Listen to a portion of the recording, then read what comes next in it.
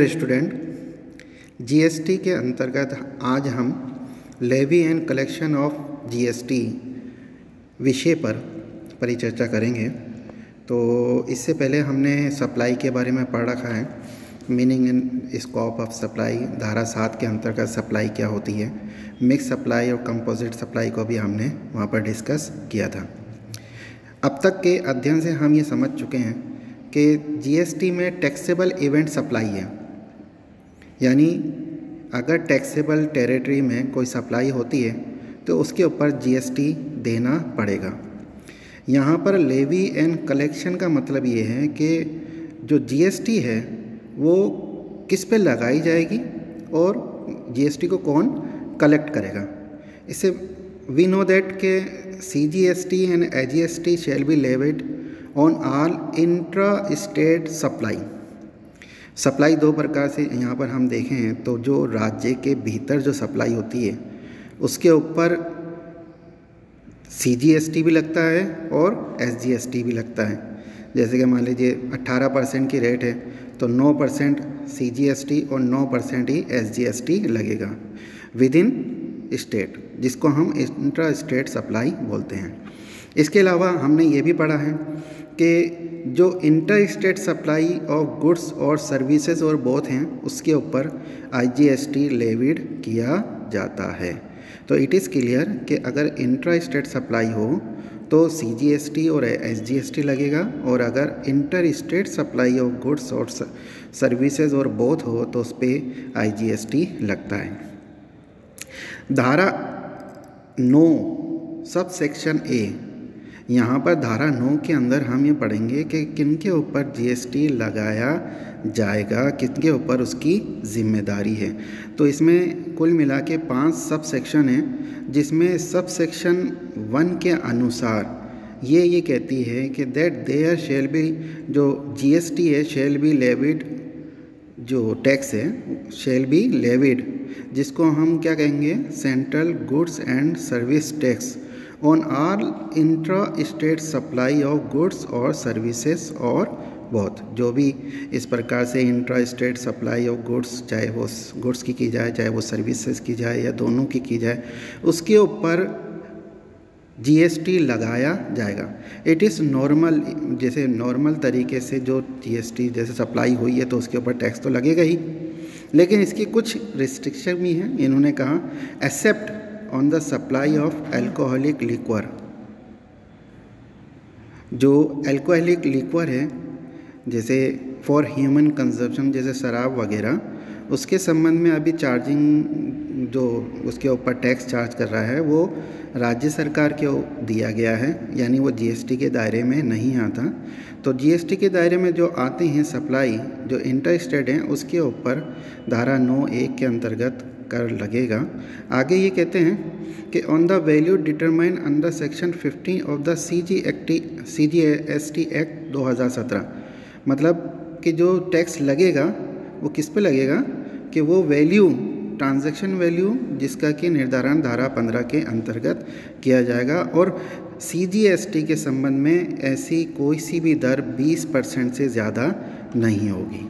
तो टोटल जो होगा वो सीजीएसटी 20% और एसजीएसटी 20%, यानी किसी भी स्थिति में 40% से अधिक की दर से कर नहीं लगाया जाएगा। हालांकि वर्तमान में अभी हमारे यहाँ पर 28% की अधिकतम दर पे ही कर लगाया जा रहा है, जिसमें एसजीएसटी 14% और सीजीएसटी भी 14% है। ये कहते हैं आगे, as may be notified by the government on the recommendation of the council and collected in such a manner as may be prescribed and shall be paid by the taxable person। taxable person मतलब आगे इसकी परिभाषा में भी हमने पढ़ा था और आगे ही पढ़ेंगे। रजिस्ट्रेशन के संबंध में जो रजिस्टर्ड व्यक्ति है वो इसको चुकाने के लिए, अगर वो टैक्सेबल टेरिटरी के अंदर हुआ है, सप्लाई हुआ है, टैक्सेबल इवेंट हुआ है, तो उसे अधिकतम 40% या सीजीएसटी के संबंध अधिकतम 20% से ज़्यादा टैक्स नहीं लगाया जा सकता। तो धारा 9(a) ये बताती है कि किस पे टैक्स लगाया गया है और उसकी दर क्या है और किन चीज़ को छोड़ दिया गया है। छोड़ देने में हमने जैसे अभी डिस्कस किया कि अल्कोहलिक लिक्वर को इसमें शामिल नहीं किया गया है फॉर ह्यूमन कंजम्पशन, और किस वैल्यू के ऊपर लगाया जाएगा इसका हम आगे के अध्यायों में अध्ययन करेंगे कि धारा 15 के अंतर्गत वहाँ पर सप्लाई का वैल्यू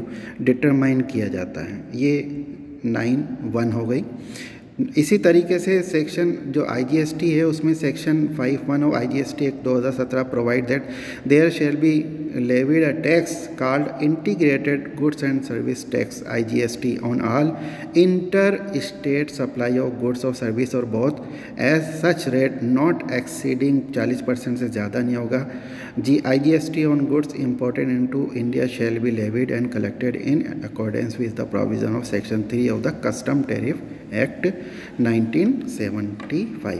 तो IGST किसके ऊपर लगता है? इंटर स्टेट सप्लाई के ऊपर, जिसमें अधिकतम 40% से ज़्यादा कर नहीं लगाया जा सकता।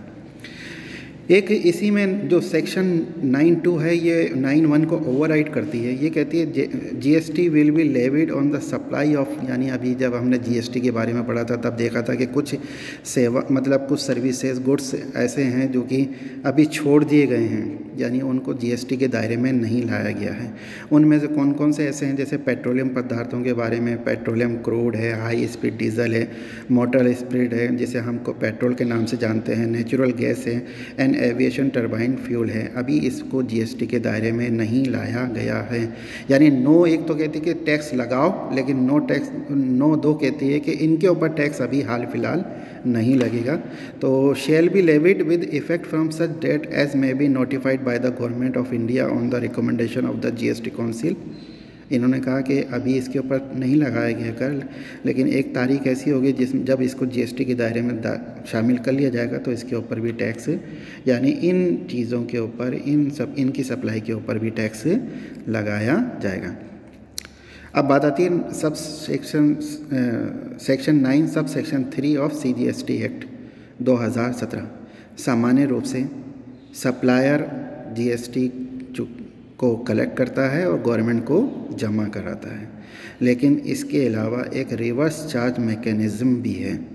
सरकार ने छोटे व्यापारियों को GST के दायरे से बाहर रखा है।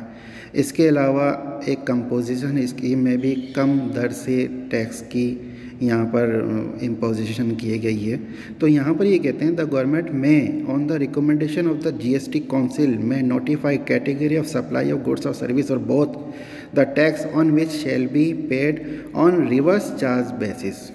मतलब GST काउंसिल ऐसी सेवाओं की, ऐसी गुड्स की या दोनों की एक नोटिफिकेशन करेगा जिसके ऊपर की रिवर्स चार्ज मैकेनिज़्म के अंतर्गत जो रेसिपेंट है उसकी ज़िम्मेदारी निर्धारित कर दी गई है कि वो टैक्स को कलेक्ट करेगा, क्योंकि दूसरा जो व्यक्ति है वो छोटा व्यक्ति है और जो रेसिपेंट है वो बड़ा आदमी है। उस बड़े आदमी की ज़िम्मेदारी है, वो रजिस्टर्ड भी है, उसकी ज़िम्मेदारी है कि उसको उनके इन कैटेगरी के ऊपर टैक्स की कलेक्शन करना है।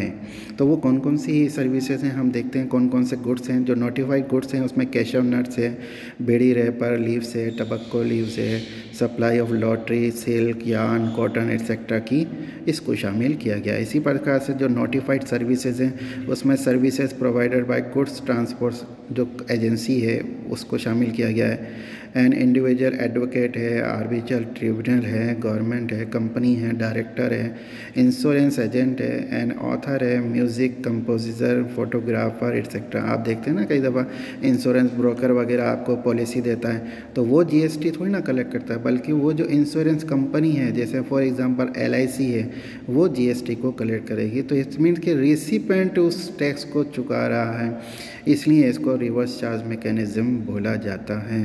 तो धारा 9(3) हमने पढ़ लिया है, जिसमें कि जो इस प्रकार की कैटेगरी है नोटिफाइड गुड्स एंड सर्विसेज, जिसमें रेसिपेंट यानी पाने वाला कर का भुगतान करेगा, उसके ऊपर जिम्मेदारी निर्धारित कर दी गई है। इसी प्रकार से हमने अभी डिस्कस किया कि GST में अभी सब व्यापारी जो है रजिस्टर्ड नहीं हो पाए हैं। तो धारा 9(4) sub section 4 of CGST act 2017 ही कहती है कि central GST in respect of supply of taxable good on services और both by a supplier who is not registered, उसने किसको सप्लाई की? To a registered person shall be paid by such person on reverse charge basis as the recipient के ऊपर जिम्मेदारी निर्धारित कर दी गई है कि अगर वो रजिस्टर्ड पर्सन है तो उसकी जो डीलिंग हुई है नॉन रजिस्टर्ड पर्सन से तो वो टैक्स चुकाएगा। The provision come into effect from 1 February 2019 के बाद इस नियम को लागू कर दिया गया है। नोट के इसमें reverse charge provision would be applicable if the aggregate value of such supply of goods और सर्विसेज और both received by taxable firm from any और all the supplier who are not registered यानी unregistered does not exceed 5,000 rupees in a day. अगर एक दिन में 5,000 से कम हो तो उस स्थिति में जीएसटी का कलेक्शन करने की या टैक्स लेने की आवश्यकता नहीं है। लेकिन यदि एक से ज़्यादा हो और सबका मिल के 5,000 रुपये से ज़्यादा हो तो फिर वो रिवर्स चार्ज मैकेनिज़्म लागू हो जाएगा और उसके अंतर्गत जो रेसिपेंट है उसकी जिम्मेदारी निर्धारित कर दी गई है कि वो अनरजिस्टर्ड जो डीलर है, जो सप्लायर है, उससे जो सामान ले रहा है उसके ऊपर जीएसटी भी लेगा और उसको गवर्नमेंट के अकाउंट में जमा कराएगा। इसी प्रकार से सेक्शन 9(5) ऑफ CGST एक्ट 2017 ये कहते हैं इलेक्ट्रॉनिक कॉमर्स ऑपरेटर जितने भी हैं is the supplier of such services and liable to pay tax. जैसे आपने देखा कैब वगैरह में होता है तो बड़ी कंपनी जो हैं ओला है वगैरह है, इस तरीके की कंपनियां हैं, वो बड़ी कंपनी जो देने वाला चलाने वाला तो कार का ड्राइवर है, वो उनके मातहत काम करता है। तो ये कहते हैं कि ECO does not have a physical, जिम्मेदारी किसकी दे दी कि उस बड़ी कंपनी ओला वगैरह को उसको यहाँ पर टैक्स पे करना पड़ेगा। तो कई दफ़ा देखते हैं कि जैसे पूरे राज्य में पूरे देश में उसकी जो सर्विसेज हैं, लेकिन अब जैसे अपना राजस्थान है तो राजस्थान में उसकी अगर फिज़िकल प्रेजेंस होगी उस टैक्सेबल टेरिटरी में तो वो कर को चुकाएगा। लेकिन if ECO does not have a physical presence in the taxable territory तो जो भी any person representing such electronic commerce operator for any purpose in the taxable territory shall be liable to pay tax. अगर वो नहीं है तो उसका जो रिप्रेजेंटेटिव वो होगा।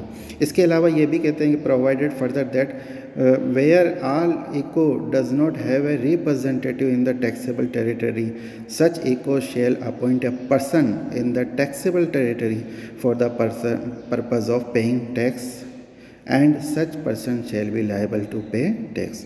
अगर उसका रिप्रेजेंटेटिव कोई नहीं है टैक्सेबल टेरिटरी में तो उसको इको का अगर यहाँ पर सेवाएं देनी है तो उसको कोई आदमी अपॉइंट करना पड़ेगा और वो अपॉइंटेड जो आदमी हैं, जो भी पर्सन है, उसकी ज़िम्मेदारी हो जाएगी टैक्स को कलेक्ट करके जमा कराने की। तो ये सब जो चीज़ें थी धारा 9 के अंतर्गत ये टैक्स किसे लगाया जाएगा, कौन कलेक्ट करेगा, इसके बारे में बताया गया है। धन्यवाद।